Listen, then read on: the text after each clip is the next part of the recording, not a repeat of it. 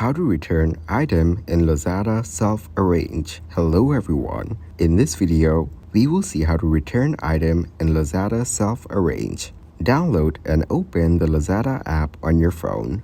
Log into your account in Lazada. Tap on the account tab in the bottom bar. Tap on the wheel icon to open the settings. Tap on the help option in the settings. You'll be directed to the help center of Lazada. Type "How do I return items" via self-arrange option in the search bar.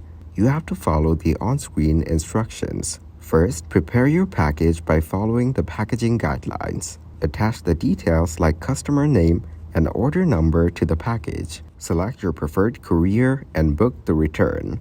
Input the seller details as the destination of your return. Fill out the shipping information that is required. Thank you guys for watching this video. Hope you got some value. Make sure to like the video and subscribe to the channel to get notified of new videos. See you in the next one.